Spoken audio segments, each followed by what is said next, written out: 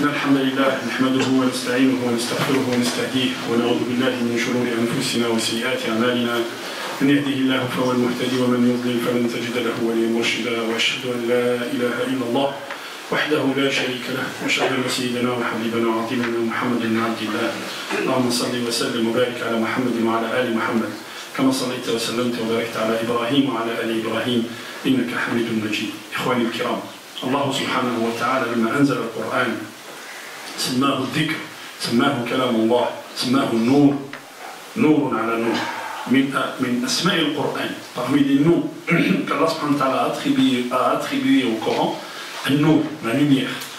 القرآن يهديك في الظلمات. القرآن il te permet de voir quand tu es dans les ténèbres. Quand l'insan يربط نفسه مع الله سبحانه وتعالى. Quand on est lié à Allah subhanahu wa ta'ala avec le Coran, tu vois là où les gens ne voient pas. Tu vois quand tu es dans l'obscurité. Vous avez vu comment l'être humain il peut connaître sa maison. Si un jour il y a une coupure de courant et que tu as une bougie quelque part, tu n'as pas besoin de lumière. Sans voir, tu sais où est-ce qu'elle est la bougie, tu vas la chercher. Alors, le Coran, c'est exactement la même chose. Le Coran, quand il y a une sédition, quand il y a des turbulences, quand il y a cette adversité, lisez le Coran. Le Coran, tu vas voir ce que Allah subhanahu wa ta'ala nous dit. J'ai choisi juste un petit paragraphe, petite ayat de le Coran, mais surat al-Baqarah. L'ayat 211, 212, 213, 214, mais surat al-Baqarah. Si vous lisez, subhanallah, vous dites, je vais vous lire l'ayat, ayyuha al-ikhwa. Allah subhanahu wa ta'ala يقول زين للذين كفروا الحياة الدنيا ويسخرون من الذين آمنوا والذين اتقوا فوقهم يوم القيامة والله يرزق من يشاء بغير حساب. Regardez ce que dit Allah subhanahu wa ta'ala. Il dit, on a enjolivé la vie présente à ceux qui ne croient pas. Et ils se moquent de ceux qui croient. Mais les pieux seront dessus d'eux le jour de la résurrection. Les pieux, ceux qui croient, les pieux, celui qui respecte les injonctions d'Allah subhanahu wa ta'ala. Les pieux seront dessus d'eux le jour de la résurrection. Et Allah accorde ses bienfaits à qui il veut, sans compter. On va lire le Coran jusqu'au bout, l'ayat jusqu'au bout. Allah subhanahu wa ta'ala dit, les gens étaient formés d'une seule communauté. فبعث الله النبيين مبشرين ومنذرين. الله سبحانه وتعالى هذا في القرآن يسمونه الحذف. يعني tu comprends. الله سبحانه وتعالى dit كان الناس أمة واحدة فبعث الله النبيين مبشرين ومنذرين. كان الناس أمة واحدة فاختلفوا. Ils ont divergé. Les gens étaient une seule communauté et ils ont divergé. Allah subhanahu wa ta'ala il a enlevé, ils ont divergé. قال كان الناس أمة واحدة. Pourquoi Allah subhanahu wa ta'ala il a envoyé les messagers Pourquoi? Parce que les gens ont divergé sur la voie d'Allah subhanahu wa ta'ala. Qui a divergé? Regardez. كان الناس أمة واحدة فبعث الله النبيين مبشرين ومنذرين وأنزل معهم الكتاب بالحق ليحكم بين الناس فيما اختلفوا فيه وما اختلف فيه إلا الذين أوتوه من بعد ما جاءهم العلم من بعد ما جاءتهم البينات بغيا بينهم فهدى الله الذين آمنوا لما اختلفوا فيه من الحق بإذنه والله يهدي من يشاء إلى صراط مستقيم. Les gens forment une seule communauté. Ils ont divergé. Allah subhanahu wa ta'ala a envoyé des messagers, avertisseurs, des avertisseurs et apporteurs et annonciateurs, apporteurs de bonnes nouvelles. Et il a descendu avec eux le livre. Pour qu'il y ait une justice sur terre. Qui c'est qui a divergé? Ceux qui ont eu le livre. Pourquoi? Par pure arrogance. Ils voulaient prendre le dessus sur les autres. Par pure arrogance. Ceux qui ont eu le livre, ils ont divergé. Par pure arrogance. فهدى الله الذين آمنوا لما اختلفوا فيه.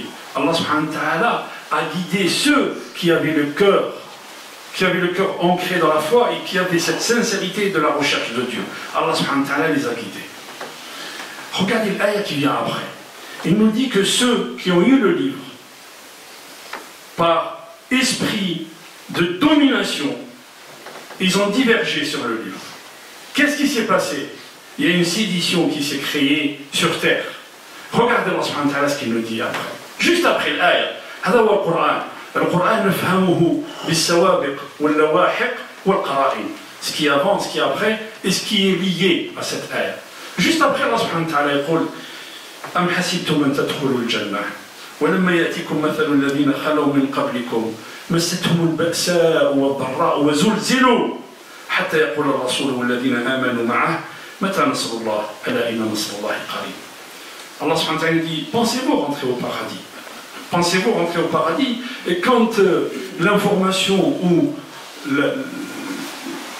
l'histoire des gens qui vous ont précédés, ils ont été éprouvés, misère et maladie les ont touchés. Ils ont été éprouvés à tel point qu'ils ont perdu tout espoir en disant quand est-ce arrivera le secours d'Allah? Certes, le secours d'Allah va arriver. Mais regardez le lien. Ceux qui ont divergé par pur esprit de domination et créé la sédition sur terre. Cette sédition a pour conséquence, vous savez quoi? Que vous allez être éprouvés parce qu'il y a certains qui veulent la domination sur terre.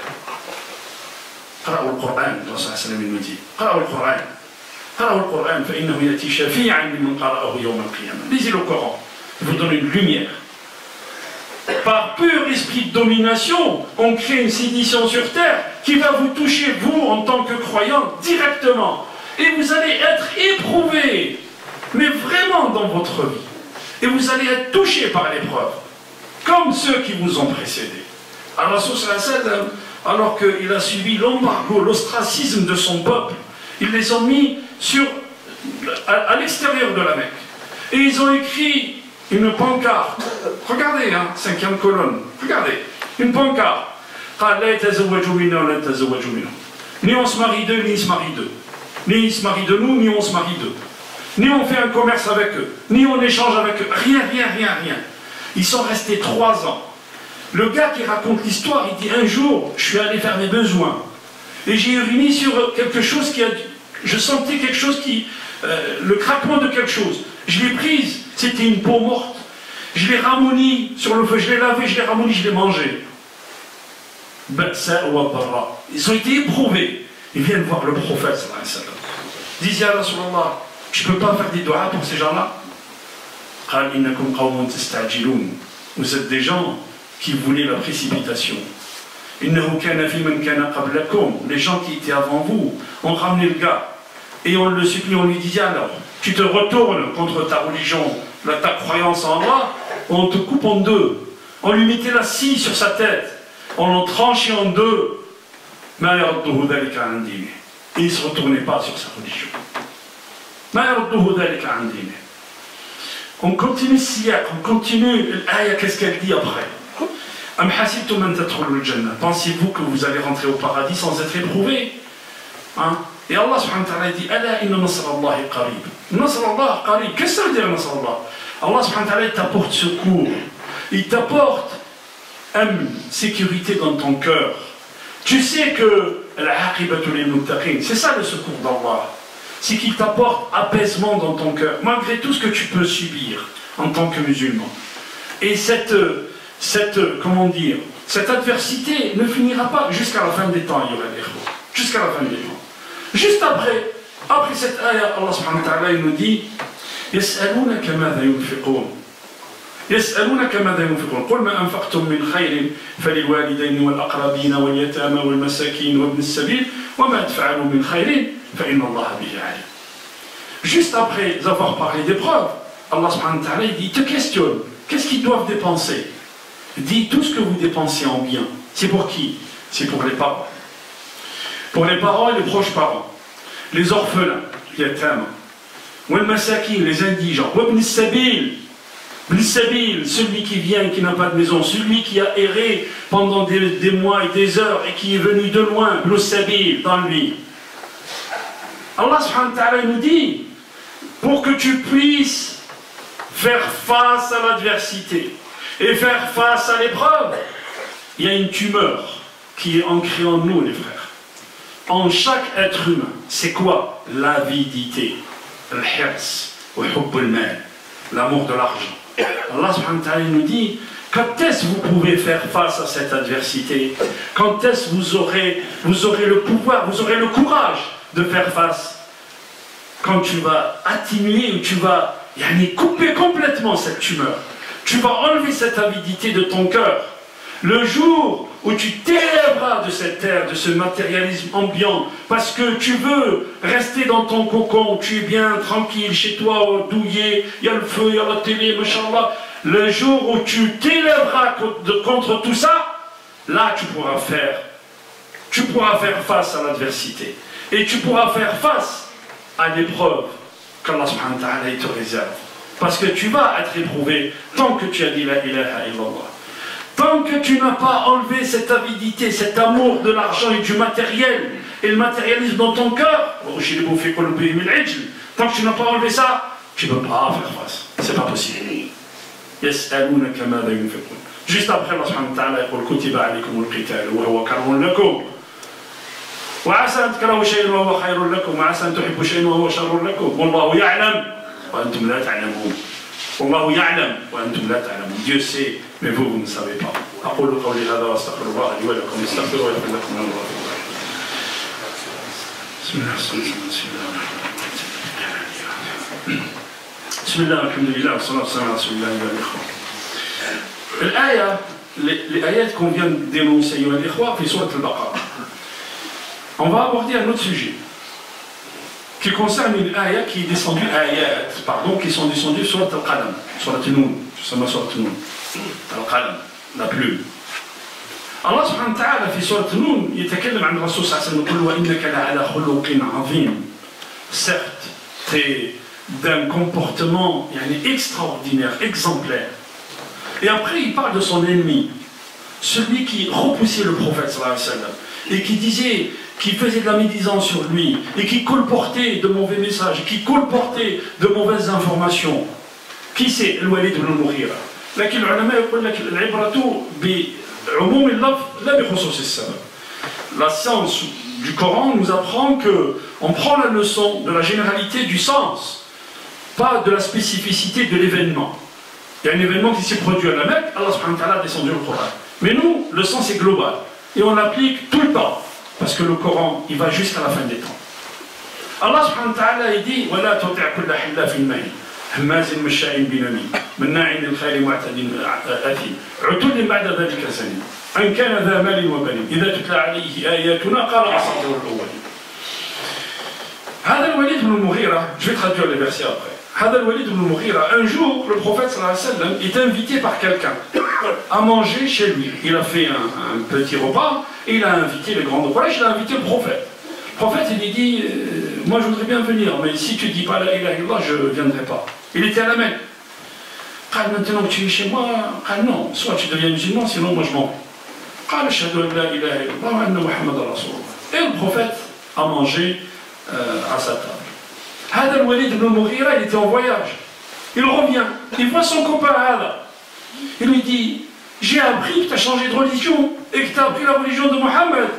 Ah oui, il était invité chez moi et tu sais que dans nos mœurs et dans nos coutumes, quelqu'un qui rentre chez toi et s'il sort, il n'a pas mangé, c'est très très très mal vu. Alors Wallahi, tu n'es plus mon ami. Jusqu'à ce que tu vas chez Mohammed, tu lui craches dessus et tu lui dis je te renvoie ta religion à toi. Il y va, le gars il y va, parce qu'il a voulu être l'ami de Walid ibn al-Mughira, qui était très connu à la Mecque. Il y va, il lui crache dessus, il crache sur le prophète. On vous dit, écoutez de Sira, que le crachat lui est revenu sur la figure, et qu'il s'est enflammé la figure, qu'il a eu des traces sur sa figure, jusqu'à la fin de sa vie. Allah subhanahu wa ta'ala descend sur lui, وَيَوْمَ يَعَضُّ الظَّالِمُ عَلَى يَدَيْهِ يَقُولُ يَا لَيْتَنِي اتَّخَذْتُ مَعَ الرَّسُولِ سَبِيلًا يَا لَيْتَنِي لَمْ أَتَّخِذْ فُلَانًا خَلِيلًا. Le jour où l'injuste mordra les doigts. Et il dira, oh, si j'avais su, si j'avais pas pris quelqu'un comme allié, si j'avais pris le prophète comme allié. Ceux qui changent leur veste tout le temps. Coran, lisez-le, et vous comprenez le comportement de certains gens aujourd'hui. Je reviens à Al-Walid ibn al-Mughira. Allah subhanahu wa ta'ala dit, وَلَا تُطِعْ كُلَّ حَلَّافٍ مَّهِينٍ هَمَّازٍ مَّشَّاءٍ بِنَمِيمٍ. C'est quoi? En français, il dit, n'obéis pas aux grands jureurs, méprisables, grand diffamateur, grand colporteur de médisance, grand empêcheur de bien, transgresseur, grand pécheur, au cœur dur, et en plus de ça, bâtard. Quand vous voyez quelqu'un parler mal sur le prophète, parler mal sur Allah, parler mal sur l'islam, non, parler mal, très mal, rapporter, colporter de mauvaises informations pour induire les gens en erreur. Si vous cherchez bien, souvent c'est des bâtards. Problème. Cherchez bien, souvent c'est des bâtards. Je ne vous donne pas de nom, cherchez et vous trouverez. Il y aurait l'erreur. J'ai 2 appels à vous faire. Le premier, c'est qu'on organisera Inch'Allah tous les samedis ici des cours qui sont donnés par un frère qui viendra tous les samedis. On aimerait bien que les gens qui sont sur Aix viennent assister à son cours après le Maghreb. La deuxième chose, nous sommes amenés et nous sommes en train de faire des travaux dans cette mosquée. Vous avez vu, il y a des travaux dans cette mosquée et cette mosquée ne peut vivre que par vous. Elle est de vous, pour vous et pour nos enfants, Inch'Allah. Nous sommes en train de mettre aux normes cette mosquée. L'électricité de cette mosquée a été faite il y a 25 ans en arrière. Aujourd'hui, il faut la mettre il faut une mise en norme. On nous exige une entrée handicapée. Il faut qu'il y ait des pentes, il faut qu'il y ait des UP. Des UP, c'est quoi un UP? C'est une ouverture en fait, qui permet en cas de problème, en cas d'incendie, qui permet une évacuation rapide de la mosquée.